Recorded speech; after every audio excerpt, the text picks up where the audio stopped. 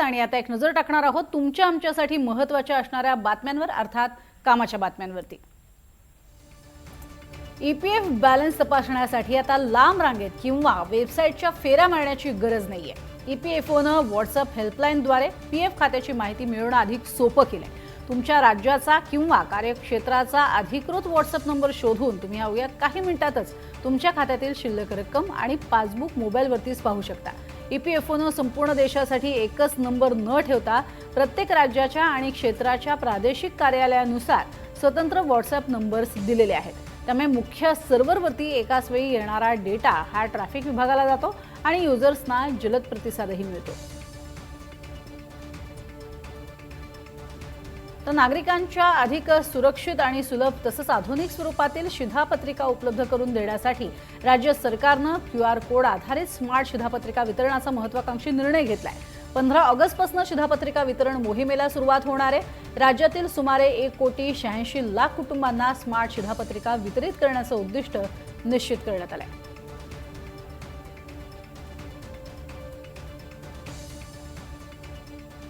1 ऑगस्टपासून सर्वसामान्यांच्या खिशावरती महागाईचा आणखीन भार पडणार आहे। नवी कार, टीव्ही, फ्रीज, स्मार्टफोन आणि ब्रँडेड कपडे खरेदी करणं महाग होणार आहे। विविध क्षेत्रातील कंपन्या ऑगस्टपासून उत्पादनांच्या किमती वाढवण्याच्या तयारीत आहेत।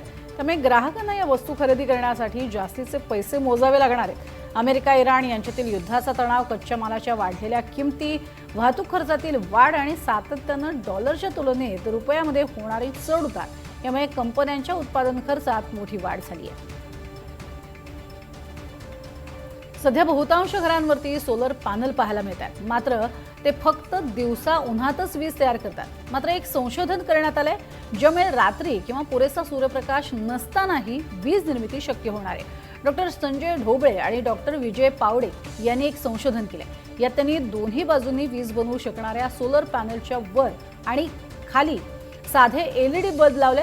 दिवसा वाऱ्यापासून मिळणारी ऊर्जा साठवून ठेवून रात्रीच्या वेळी या दिव्यांसाठी वापरली जाते आणि रात्र झाल्यावर किंवा ऊन नसताना सेन्सरच्या मदतीने हे दिवे आपोआप सुरू होतात आणि त्याच्या उजेडामुळे सोलर पॅनल वीज निर्मिती सुरू करतात। त्यासाठी बाहेरून कोणतीही वीज घ्यावी लागत नाही। या संशोधनासाठी संशोधकांना यूके डिझाईनचं प्रमाणपत्रही मिळालेलं आहे।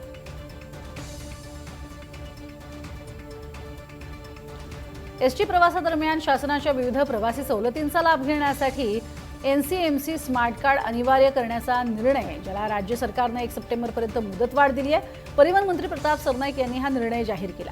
राज्यात विद्यार्थी, अपंग, ज्येष्ठ नागरिक, महिलांसाठी एकूण 31 प्रकारच्या घटकांना तिकीट दरात सवलत देण्यात आली आहे। या सवलतधारकांना 1 ऑगस्टपासून एनसीएमसी स्मार्ट कार्ड अनिवार्य करण्यात आलं होतं।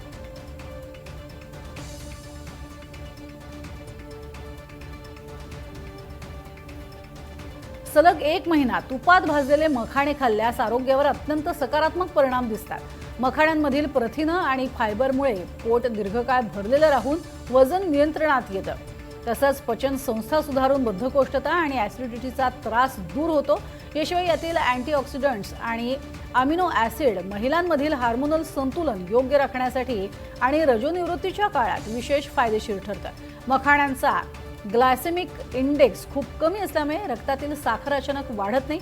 त्यामुळे मधुमेहाच्या रुग्णांसाठी सुद्धा हा एक अतिशय सुरक्षित आणि उत्तम आरोग्यदायी पर्याय मानला जातोय।